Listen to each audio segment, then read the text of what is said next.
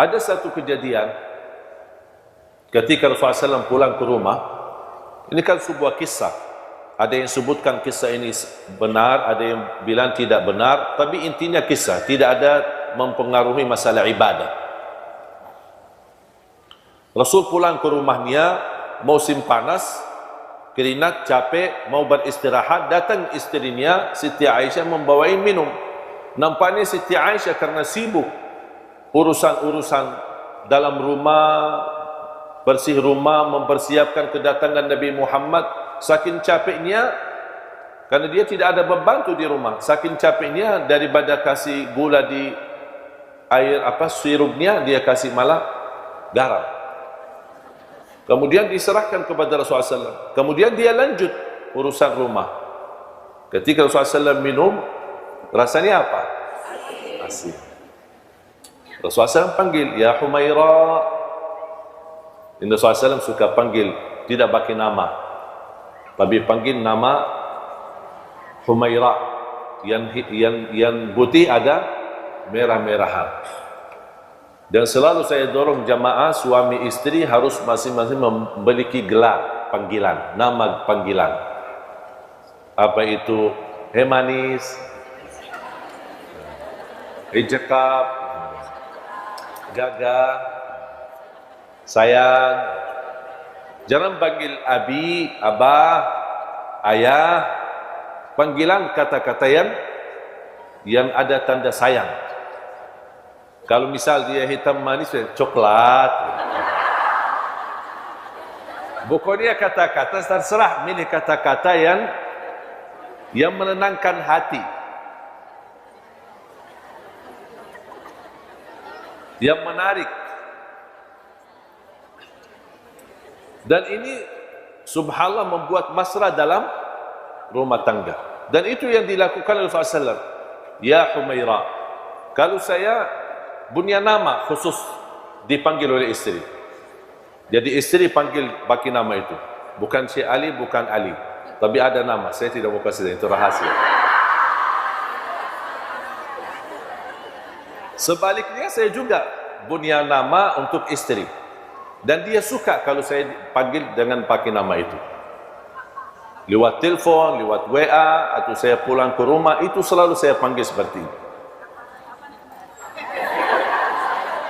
Khusus. Dan ingin tahu ya datang ke rumah aja. Kenalan sama istri biar tahu rahasianya apa. Karena saya mengambil belajar dari Rasulullah SAW. Bukan berarti mohon maaf saya sempurna dalam rumah tangga. Jangan ada yang merasa, berarti Syekh luar biasa. Enggak. Saya juga orang biasa. Punya kekurangan, punya kesalahan. Kadang-kadang istri saya tersinggung terhadap perilaku saya. Tapi alhamdulillah kita selalu sepakat ada tukar fikiran, ada berbicaraan. Kita tidak istilahnya menambil hati. Aku lihat dia, aku marah, terus simpan di hati. Dia lihat saya, dia marah, simpan di hati. Itu tidak akan selesai masalah. Ada sesuatu dibahas, tapi cara dibahasnya agak enak. Sopan, saling menjaga, saling menghormati, seperti ini, seperti ini. Kalau menurut saya itu namanya istilah muhasabah. Setiap minggu sekali kita muhasabah. Saya tanya sama istri saya, apa yang saya lakukan selama 1 minggu membuat kamu tersinggung? Dia kasih tahu. Kalau enggak dia kasih tahu, dari mana saya bisa tahu? Karena yang sakit hati siapa? Istri. Hati yang dia punya, bukan saya punya. Saya tidak tahu isinya. Makanya harus saya tanya, apa yang membuat kamu tersinggung? Apa yang membuat kamu tidak enak hati? Oh, kalau begini, kalau foto sama ibu-ibu jangan terlalu dekat. Siap.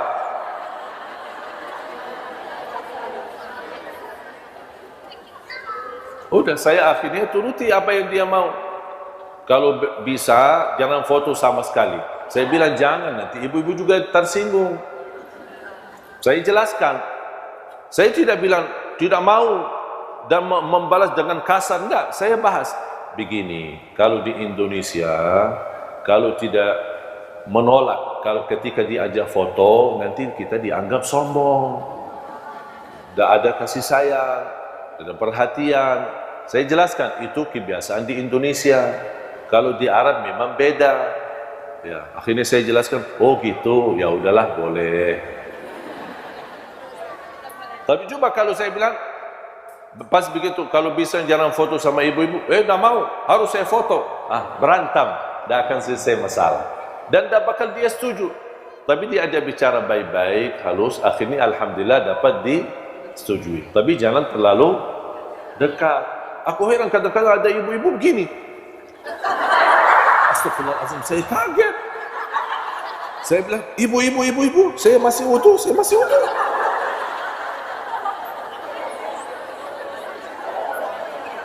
Saya jujur saja bicara seperti ini, padahal saya belum wudu. Tapi kenapa saya terpaksa? Jangan, supaya dia menjauh daripada bubu, jauh. Nanti dia juga tersinggung, masalah lagi. Selalu berusaha memilih kata yang bisa difahami, tapi tidak menyakiti hati. Maaf, saya lagi wudu. Ya. Dan langsung dia awas sendiri. Daripada kita berantem, ibu jangan dekat, ibu jangan dong. Kok sih kasar ya? Karena saya belajar, selama saya berada di Indonesia, orang Indonesia tidak suka kasar. Mungkin kita orang Arab, budaya Arab agak kasar ya, termasuk bicara. Makanya kalau saya ada punya teman mau cari istri orang Indonesia, kadang-kadang calon istri tanya, gimana dia kasar enggak? Dia sudah ada gambaran orang Arab kasar, padahal tidak semua sama. Ya contoh seperti saya kan. Jadi ketika saya mau jodohkan, malah ada yang menolak. Oh jangan sama orang Arab, takut. Saya ternyata belajar, kalau di Arab memang nada suara pun kita agak tinggi. Pernah ada teman saya orang Indonesia datang, saya sedang ngobrol sama adik saya. Dia menunggu di luar. Ketika dia mendengar, dia datang, ada apa Pak? Saya bilang, tidak ada, kita lagi ngobrol. Cuma lagi suara agak tinggi, dia fikir kita lagi berantem, padahal tidak. Makanya saya mengambil kesimpulan ketika saya pernah diwawancarain. Apa yang Syekh dapat di Indonesia, sesuatu yang bisa berkesan dan selalu dijaga. Saya bilang, saya belajar orang Indonesia suka yang lembut dan sopan, tidak suka yang kasar. Makanya kalau kita di Arab dulu, saya suka mengucapkan Assalamualaikum. Jadi orang, Waalaikumsalam. Satu. Begitu saya datang ke Indonesia, saya berubah lagi. Assalamualaikum. Itu orang Indonesia. Begitu. Makanya saya ikut salam sama orang Indonesia. Ketika ketemu orang Indonesia, kalau ketemu orang Arab, salam. Ini kan saudara saya. Assalamualaikum. Dia sudah faham. Itu bukan marah. Tapi kalau sama orang Indonesia bisa salah faham. Salam aja kok begitu sih. Makanya saya rubah. Assalamualaikum. Apalagi pakai senyum.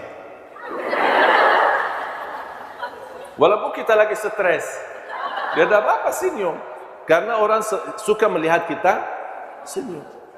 Makanya Rasulullah SAW ketika minum dan minumannya asin, apa yang tidak Rasulullah SAW?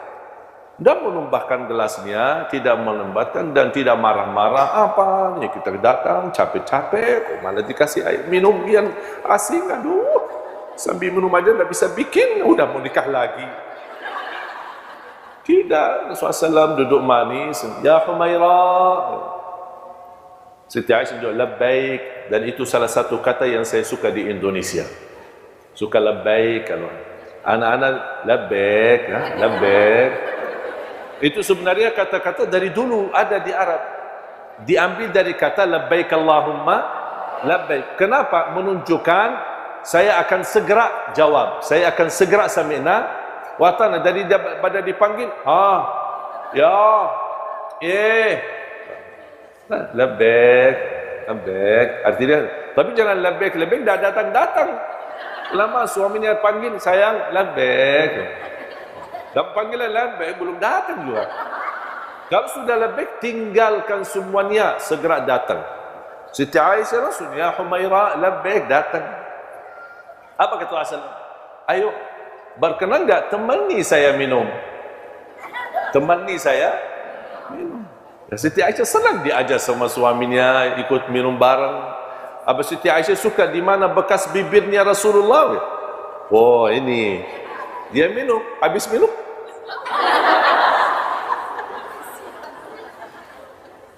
Rasul tidak bicara apa-apa, diam.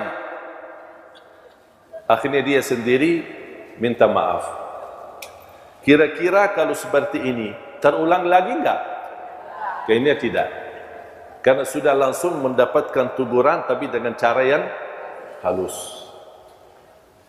Coba kira-kira kalau pas kita pulang minta, ayo bawain kopi. Pas kita dikasih kopi, malah isinya garam. Apaan ini kok? Masa sudah kita nikah 10 tahun, kopi tidak bisa bikin sih? Marah-marah. Kira-kira nanti kalau mau bikin kopi lagi, kasih garam enggak? Barangkali kasih racun sekalian biar habis. Kok masa gara-gara kopi marah-marah sih? Jadi, mengatasi masalah jemaah sekalian, jangan menghadapi dengan kekerasan. Walaupun bisa selesai masalah, tapi membuat hati sakit. Milihlah kata yang halus, yang baik. Termasuk ibu-ibu menghadapi suami yang barangkali tidak nyambung dengan kita, tidak sesuai dengan keinginan kita. Jangan anda selalu membalas dengan kasar, tapi selalu beri yang terbaik dan selalu berdoa. Ya Allah, berilah hidayah. Ya Allah, berilah petunjuk. Ya Allah, jadikan beliau bertanggung jawab. Ya Allah, jadikan beliau kasih sayang. Orang yang benar-benar memberi perhatian kepada kami, kepada anak kami, dan bertanggung jawab nafkah dan urusan keluarga kami. Itu ikhtiar kita, doa.